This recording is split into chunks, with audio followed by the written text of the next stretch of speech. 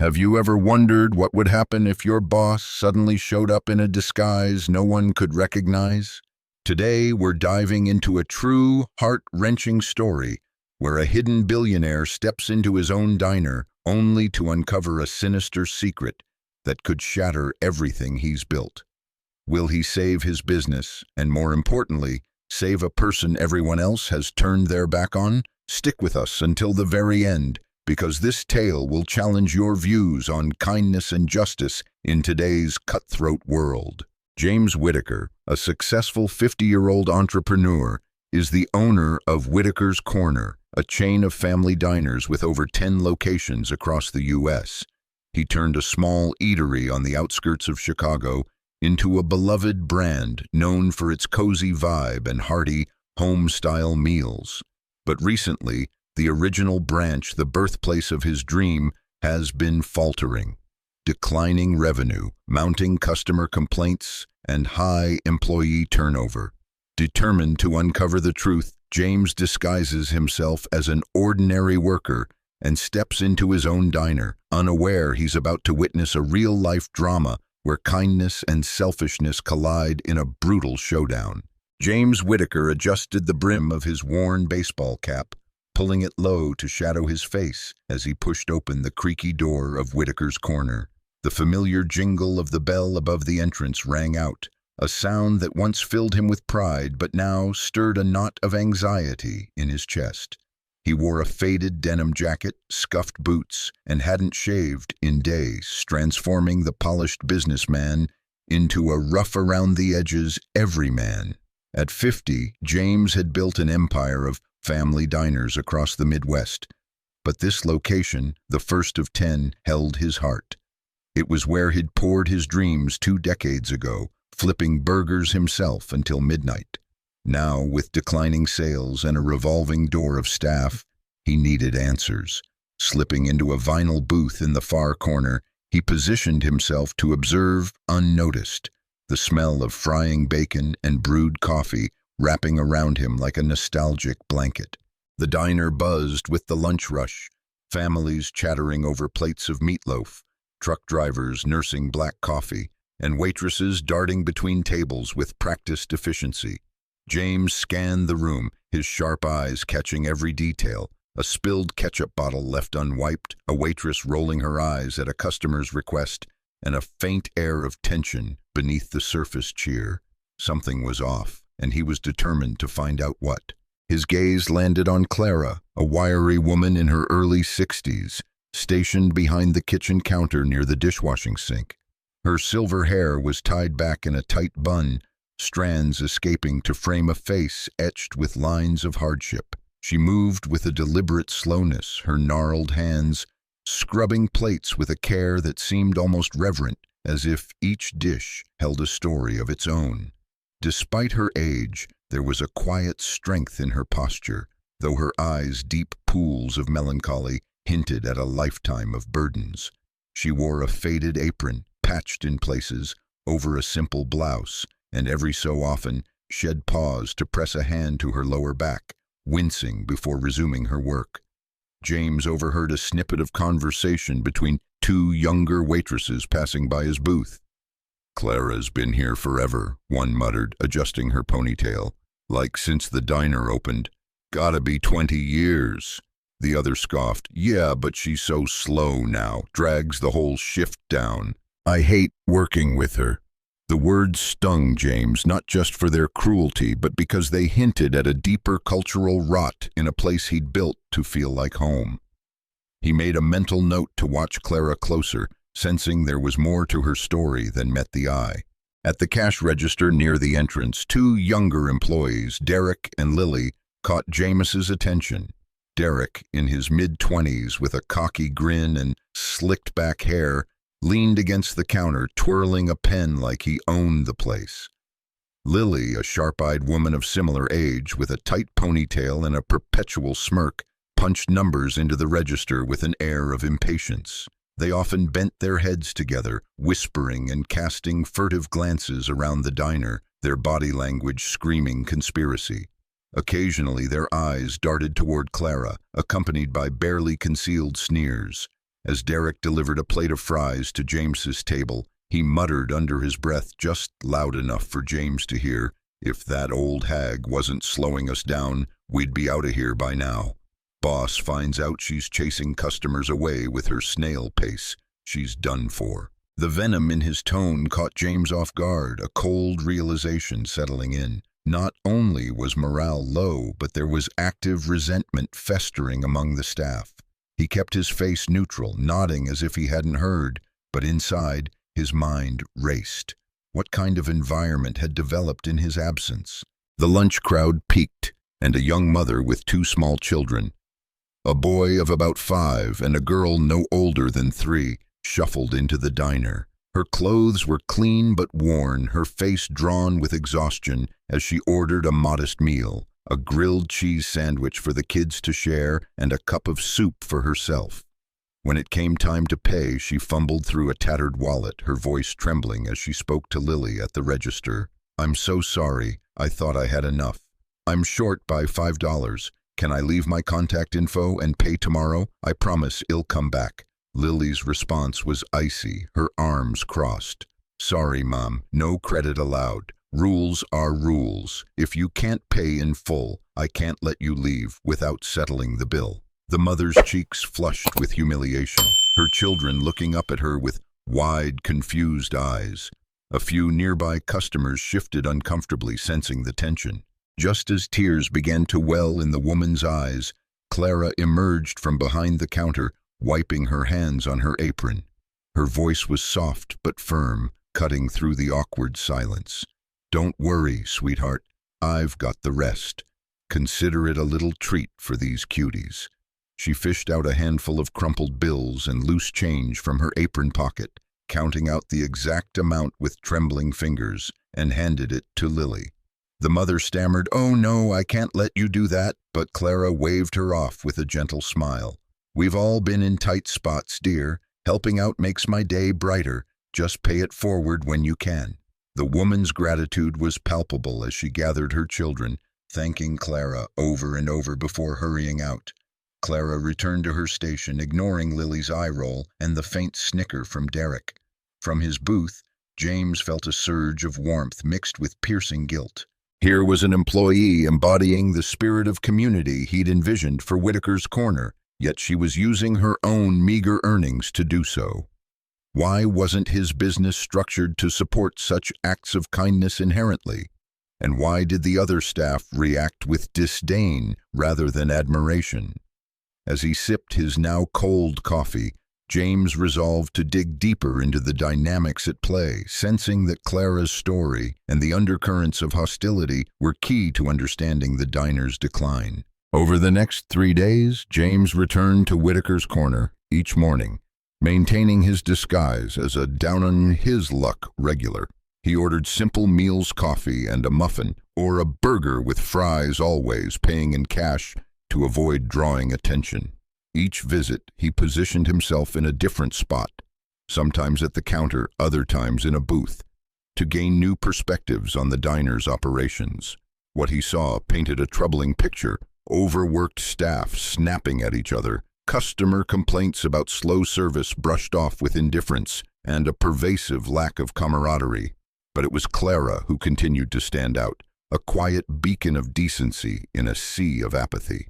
He watched her help more customers in need, a grizzled homeless man who couldn't afford a hot meal, a college kid whose card was declined, even a single father counting pennies for his daughter's milkshake. Each time, Clara discreetly pulled money from her own pocket, never seeking thanks or recognition. Her actions were a silent protest against the coldness around her, but they also revealed her vulnerability. James couldn't shake the image of her weary frame, the way she massaged her wrists after scrubbing dishes for hours, or the faint limp she tried to hide when walking across the diner. On the second day, during a lull in the afternoon rush, James struck up a conversation with a regular, an older man named Hank, who'd been coming to the diner for decades. Pretending to be just another curious patron, James nodded toward Clara and asked, "What's her deal? She seems different." Hank sighed, his weathered face softening. "Clara's a saint, that's what. Been here since the start, back when Whitaker himself was still flipping burgers. Lost her husband to cancer a decade ago. Medical bills ate up everything, house, savings, you name it. She's still paying off debt, lives in a ratty apartment on the edge of town. Won't take a dime of help, though, too proud. Works here 'cause it's all she's got left, keeps her going. The words hit James like a punch. How had he, as the owner, never known about an employee's struggle so profound? How had his vision of a family-like workplace failed someone who'd given 20 years of her life to it? Shame gnawed at him, but so did determination. He needed to understand the full scope of what was happening under his nose. That same afternoon, as the diner emptied out, James lingered over a slice of pie, his newspaper spread out as a prop while he eavesdropped. Derek and Lily stood at the register, their voices low but carrying in the quiet space. Derek, leaning casually against the counter, smirked as he spoke. "I'm telling you, Lily, we're stuck in this dump cause of Clara. She's a dinosaur, slows down every damn shift. We'll never get ahead with her dragging us down, but I've got a plan to fix it." Lily tilted her head, her smirk mirroring his. "Oh, lay it on me. I'm all ears." Derek glanced around, ensuring no one was close, then lowered his voice further. "We start skimming cash from the register. Small amounts, nothing obvious. $10 here, 5 there. Then we pin it on Clara. Make it look like she's been helping customers by dipping into the till. Anna will have no choice but to fire her for theft. My cousin's looking for work. Once Clara's out, I bring him in. We split the referral bonus. Easy money." Lily's eyes gleamed with malicious delight. "That's cold, Derek. I love it. No one's gonna stick up for her anyway. She's got no friends here. Let's start tomorrow. The sooner she's gone, the better. I'm sick of watching her shuffle around like some sad charity case." They sealed their pact with a conspiratorial fist bump, oblivious to James sitting just yards away, his knuckles whitening around his coffee mug. Rage simmered in James' chest, a hot, bitter wave that threatened to spill over. He'd built Whitaker's corner on the principle of trust and community, yet here were 2 employees plotting to destroy an innocent woman for personal gain. The cruelty of targeting someone as vulnerable as Clara was unthinkable. Yet it was happening in his own establishment. He forced himself to stay seated, to keep his cover, knowing that acting impulsively would tip his hand. Instead, he committed every word to memory, vowing to gather irrefutable evidence before confronting them. The following day, James arrived early, his disguise intact, a small voice recorder tucked into his jacket pocket. He watched Derek and Lily put their plan into action with chilling precision. During the breakfast rush, Derek shortchanged a customer by $10, claiming, "Sorry, man, register's acting up. I'll square it later," before slipping the bill into his pocket with a sly grin. Lily, meanwhile, forgot to log several transactions, voiding them after customers left, creating deliberate discrepancies. Every so often they exchanged knowing looks, their smugness growing with each small theft. Around noon, an elderly man approached the counter to pay for his coffee and pie, fumbling with a handful of coins. "I'm short a few bucks," he admitted sheepishly. "Thought I had more on me." Lily's response was curt, "Can't help you, sir. Full payment or no deal." Before the man could respond, Clara, who'd been wiping down nearby tables, stepped over. "I've got it, don't worry," she said softly, pulling out a couple of crumpled dollars from her apron. The man thanked her, his relief evident, but as soon as he turned away, Derek leaned toward Lily, speaking loud enough for a few nearby patrons to hear. "See that? Clara's always messing with the register, handing out money like it's hers. No wonder we're coming up short lately." The accusation hung in the air, a seed of doubt planted among the staff and customers who overheard. James' jaw clenched as he saw a few heads turn toward Clara, whispers starting to spread. She didn't seem to notice, returning to her work with the same quiet diligence, but the damage was being done. The trap was tightening, and James knew time was running out.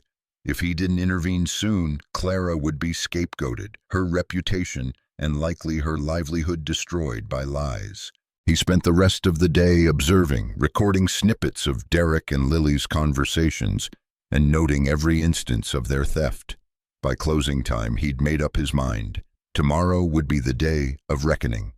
He'd expose the truth, no matter the cost, and ensure justice for Clara. James arrived at Whitaker's corner before the morning rush, his heart pounding with a mix of fury and resolve. His disguise remained a tattered jacket and cap, but today he carried a hidden weapon, a small recording device with damning evidence and a direct line to a trusted contact at the local police department whom he'd briefed the night before. He'd also instructed Anna, the branch manager, to conduct a surprise cash count mid-shift, knowing it would force Derek and Lily's hand. Settling into a booth with a clear view of the register, he ordered a black coffee and waited, his nerves taut as a wire. The diner filled quickly with the breakfast crowd, the clatter of plates and hum of conversation masking the storm brewing beneath the surface. Clara was at her usual post, scrubbing dishes with her characteristic care, oblivious to the danger circling her. Derek and Lily worked the register, their movements slick and rehearsed, occasionally exchanging smirks that made James' blood boil. Around 10 a.m., Anna emerged from the back office, her face tense as she approached the register with a clipboard. "I'm doing a cash count now," she announced, her voice carrying over the din. "Numbers haven't been adding up lately, and I need to get to the bottom of it." As expected, the count revealed a shortfall, $50 missing since the start of the shift. Anna's brow furrowed, her tone sharp. "This is unacceptable. That's over $200 short this week alone. Someone needs to explain this now." Derek seized the moment, stepping forward with feigned concern. "Look, Anna, I hate to say it, but I've seen Clara near the register a lot lately. She's always helping customers pay, messing with the cash without reporting it. I think that's where the money's going." Lily nodded vigorously, her voice dripping with false sympathy. "Yeah, I've noticed it too. Just yesterday she gave money to some old guy. Maybe she's taking from the till to play the hero. I don't want to accuse anyone, but facts are facts." A hush fell over the nearby staff and customers, the weight of the accusation settling like a dark cloud. Clara, hearing her name, paused mid-scrub, her hands still in the soapy water. She turned slowly, her face paling, confusion and hurt flickering in her eyes. Anna, visibly conflicted, approached her. "Clara, I've always trusted you, but I have to ask. Do you know anything about this? The numbers don't lie, and multiple people have seen you near the register." Clara's voice trembled as she replied, I only help people who can't pay. I use my own money, Anna. I'd never steal not a penny. This place means too much to me." Her words hung in the air, raw and sincere, but Derek scoffed audibly, muttering to Lily, "Yeah, right. On a dishwasher's pay? Convenient story." A few staff members shifted uncomfortably, unsure what to believe, while Clara stood frozen, her dignity under siege. James had seen enough. The moment to act had arrived. Rising from his booth, James removed his cap and glasses, letting them clatter onto the table. He straightened to his full height, shedding the slouch of his disguise, and strode to the center of the diner with the commanding presence of a man who'd built an empire from nothing. His voice cut through the silence, firm and resonant. "I think it's time the truth came to light. My name is James Whitaker, and I'm the owner of Whitaker's Corner. I've been here all week, watching everything, and I know exactly who's responsible for the missing money." A collective gasp rippled through the diner. Customers froze mid-bite, staff gaped in shock, and Anna stammered, "Mr. Whitaker, too had no idea you were here." If I'd known, James raised a hand to silence her. "No apologies needed, Anna. What matters is what I've witnessed, and I have proof of who the real thieves are." He pulled the recording device from his jacket, pressing play. Derek and Lily's voices filled the room, clear and damning. "We start skimming cash. Pin it on Clara. Anna will fire her for theft. Bring in my cousin. Split the bonus." Their smug laughter echoed, igniting murmurs of outrage among the crowd. James' gaze locked on Derek and Lily, whose faces had drained of color. "That's not all," he continued, his tone icy. "I installed hidden cameras last week after noticing irregularities. Every instance of you two stealing, short-changing customers, voiding transactions, pocketing cashes on tape. You didn't just steal from me. You tried to ruin an innocent woman's life for your own greed."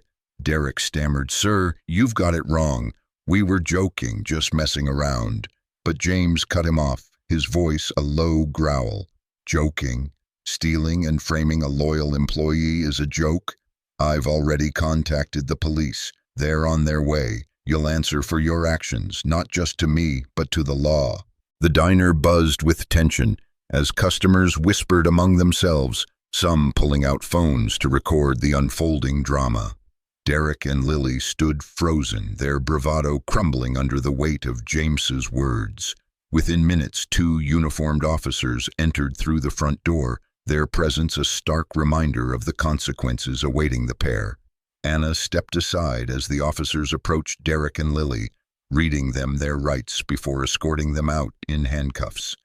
The clink of the cuffs and the shuffle of their footsteps were the only sounds in the stunned silence that followed.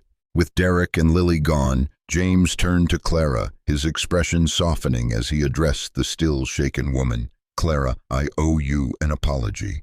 I've failed as an owner by not protecting employees like you who've given so much to this place. I've seen your kindness, your dedication, and the sacrifices you've made, not just for customers, but for the spirit of what Whitaker's Corner was meant to be. That ends today. Things are going to change." He raised his voice to address the entire diner staff and customers alike. "Starting now, Clara is no longer just a kitchen worker. I'm promoting her to customer service advisor, a role where she'll train staff on how to treat every person who walks through these doors with the compassion she's shown. Her salary will reflect this new position, and her hours will be flexible to accommodate her needs." A ripple of applause broke out among the customers, some wiping tears from their eyes as they watched Clara's stunned reaction. James continued, his voice thick with emotion. "Additionally, I'm awarding Clara a bonus, a substantial one, enough to clear her remaining medical debts and secure a better place to live. Clara, you've carried burdens no one should bear alone, and it's time you felt the gratitude of this community." Clara's hands flew to her mouth, tears streaming down her weathered cheeks. She managed only a choked, "Thank you, sir. I don't know what to say," before her words dissolved into quiet sobs. A nearby waitress, moved by the moment, stepped forward to embrace her, and soon others joined, surrounding Clara with the warmth she'd so long deserved. James stepped back, watching the scene unfold, a bittersweet ache in his chest. He'd righted a wrong, but the fact that it had taken his personal intervention to uncover such injustice weighed heavily on him. He knew this was just the beginning of the changes needed at Whitaker's Corner. Clara's story, while unique in its details, reflects a broader, often overlooked reality in American society. Many elderly workers, particularly in low-wage service industries, labor under grueling conditions, often living below the poverty line to pay off debts or simply survive. According to a 2023 report from the Economic Policy Institute, over 2.5 million workers aged 65 and older in the U.S. continue to work despite health limitations because they lack sufficient retirement savings. Many, like Clara, carry the weight of past trauma, medical bills, loss of loved ones, or economic hardship, yet receive little recognition or support. Consider the story of Margaret, a 71-year-old cashier from Detroit, who worked double shifts at a grocery store to cover her late husband's hospital debts. Like Clara, she often used her own money to help struggling customers, buying them essentials when they came up short at the register. Her story, shared in a local news feature, sparked a community fundraiser that finally allowed her to retire, but only after decades of silent struggle. These stories remind us that kindness isn't always found in grand gestures. Sometimes, it's in the quiet perseverance of those who give what little they have, expecting nothing in return. As a storyteller with years of experience weaving narratives, I've learned that stories like Clara's resonate because they tap into universal emotions: empathy, outrage, and hope. When writing or filming such a tale, the key is to build layers of connection between the audience and the characters. For Clara, I focused on small, vivid details: her trembling hands counting change, the patched apron, the wince of pain she hides to make her humanity palpable. For antagonists like Derek and Lily, I amplified their casual cruelty through dialogue and body language, creating a stark contrast that fuels viewer investment in justice being served. A powerful hook, like the one at the start of this video, is crucial to grab attention within the first few seconds. Posing a question, "What if your boss showed up in disguise?" invites curiosity, while hinting at a dark secret promises drama. The climax must deliver on that promise with high stakes and emotional payoff, as seen in James's dramatic reveal and the public humiliation of the villains. Finally, an unexpected resolution like Clara's promotion and bonus keeps viewers engaged by subverting the expectation of a simple firing or reprimand. It's not just about punishment. It's about restoration and hope. From James and Clara's story, several lessons emerge that we can apply to our own lives. First, for business owners or leaders, it's a reminder that a company isn't just about profit, it's about the people who build it. James learned that his responsibility extends beyond expansion to protecting employees like Clara, who embody the heart of his vision. Regular check-ins, anonymous feedback systems, and support programs could have caught the issues at Whitaker's corner sooner. If you're in a position of power, ask yourself, do you truly know the struggles of those who work for you?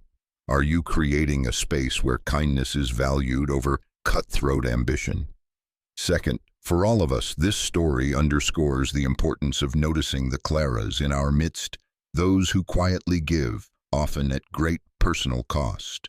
Whether it's a coworker, a neighbor, or a stranger at the store, a small act of recognition or support from you can change their day or even their life. Finally, as storytellers or content creators, let this inspire you to seek out and share narratives of resilience and redemption.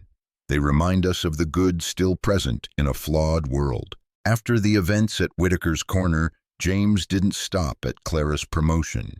He overhauled policies across his entire diner chain, implementing fair wage increases, an emergency support fund for employees, and mandatory training on workplace ethics and empathy.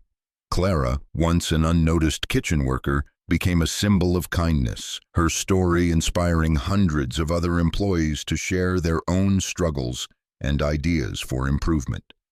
Today, Whitaker's Corner isn't just a place to eat, it's a community hub where second chances are served alongside apple pie.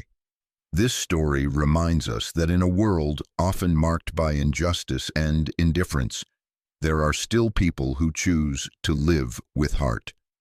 So, which path will you choose? Will you be a Derek seeking personal gain at others' expense, or a Clara giving even when you have little to spare? Maybe you'll be a James, using your power to right wrongs and rebuild trust. Share your thoughts in the comments below. We'd love to hear how this story touched you. And if it did, don't forget to like, subscribe, and hit that notification bell for more inspiring tales of humanity's highs and lows.